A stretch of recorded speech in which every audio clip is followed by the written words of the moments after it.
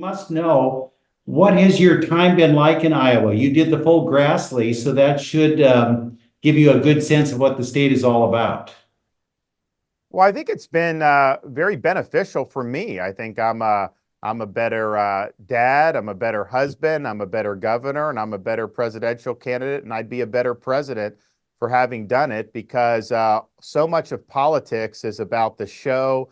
It's about what elites in DC and Washington want to say, all the punditry, and none of that stuff really matters. It's really about hardworking, God-fearing, patriotic people that you see throughout places like Iowa. So I came away from doing it optimistic about the country's future. I know we've got a lot of problems. I know we're going in the wrong direction now, but I think the ingredients are there for a great comeback. And it's really going to be the type of values that you see here in Iowa that are the backbone of the country that are going to help us engineer that comeback.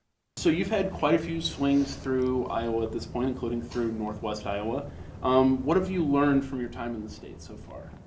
Iowa's fun for me because it very much is like how I grew up. It's, you know, I grew up in rural South Carolina. So I grew up playing on a cotton farm, playing, you know, my godparents were dairy farmers. I mean, it just feels good.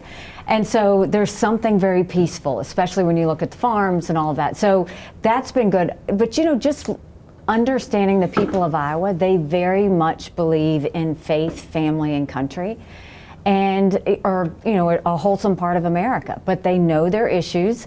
They want to come and see you over and over and over again. And I'm used to that because that's how South Carolinians are. You know, we're first in the South, and so we're used to seeing people over and over and asking those questions. But it's been a great experience. We love every time that we come, and we're going to keep on coming back. And you're in the midst of another swing through the state. You've been through our area before. What have you kind of learned from your time in Iowa so far with your campaign status? Well, we're going to 30 cities in my return to normal tour, and that's intentional. And what I've learned is that a lot of the similarities between Arkansas and Iowa in terms of ag-based economy, in terms of small communities, in terms of the importance of the manufacturing base, in terms of the importance of faith and community, very similar to Arkansas. And so I love Iowa in that way. You know, the economy is the number one issue, and it's actually evolved a little bit over time whenever you first started. And I've been here this next Monday at the legislative breakfast will be my one-year anniversary of coming to Iowa in this campaign. And so early on, there was a lot of questions about Ukraine. There was, that was sort of a dominant issue that you were asked about. That has reduced and the economy has elevated. And the intensity of the economic concerns has increased. And they express in different ways, whether it's affordable housing, whether it is worry about the job, or whether it's the cost of gasoline, but primarily it's the cost of goods. And so the economy is what I hear is the number one issue, and that's in my wheelhouse, and I like to be able to address that. Of anyone I've seen this cycle, I think it's safe to say you spent the most time talking to people after events, both media and voters, of any of the candidates in the race. What have you learned from doing that and from the time you spent crisscrossing the state in general? You know, look, one of the things I've learned is how much people care about this country, especially those who are participating in the Iowa caucus process.